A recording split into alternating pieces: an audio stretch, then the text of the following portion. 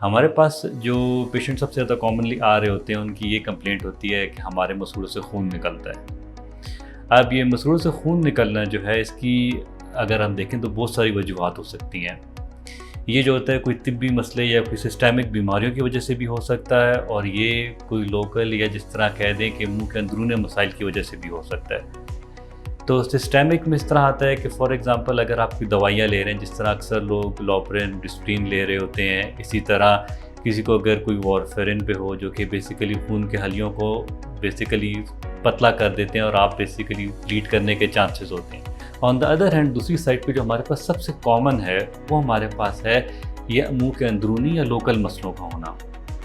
अक्सर ये मुंह के अंदरूनी मसला जब ब्लीडिंग दिखा जाता है तो बात ये उनकी वजूहात होती हैं।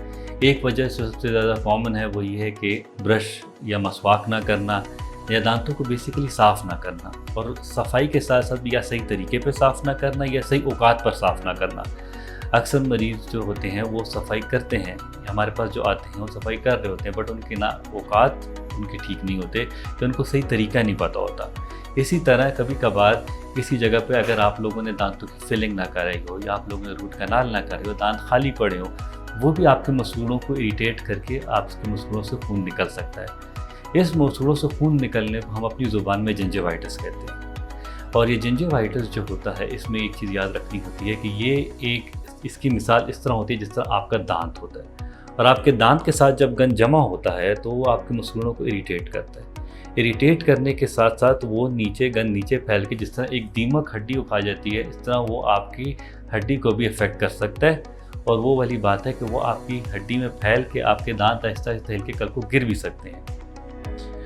इसका बेस्ट तरीका ये होता है कि आप अगर अपने डेंटिस्ट के पास जाएं या अपने करीबी डेंटिस्ट को जाके दिखाएं तो वो बेसिकली इसको देख के डायग्नोस कर सकते हैं कि किस वजह से आपको मसला आ रहा है। इसका इलाज सिंपल से सिंपल इवन एक सिर्फ आपकी ब्रशिंग की टेक्निक को ठीक करना, ब्रशिंग के टाइम को ठीक करने से लेकर आपकी कभी कभार सफाई जिसको हम स्केलिंग कहते हैं वो भी हो सकता है। स्केलिंग के अंदर भी होता है कि आप अगर आप दिखा दिया करें तो डेंटिस्ट आपको एक अच्छी तरीके से आपकी सफाई का जम प्रोफेशनल स्केलिंग कहते हैं। At the end of the day best चीज़ यही होती है कि अगर आप अपने डेंटिस्ट से ऑन टाइम मुलाकात कर लें, ऑन टाइम ब्रश का इस्तेमाल सीखें।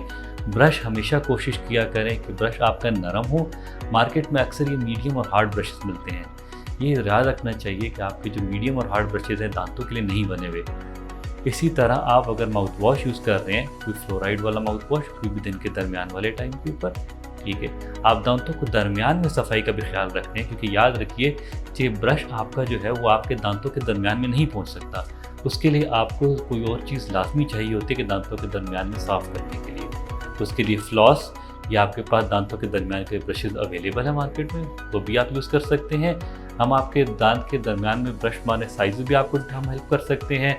डॉक्टर आपको अच्छी तरह ब्रश का तरीका भी बता सकता है, और एज अ डेंटिस्ट हम आपको ये भी बता सकते हैं कि आपको फ्लॉस का तरीका क्या करना चाहिए।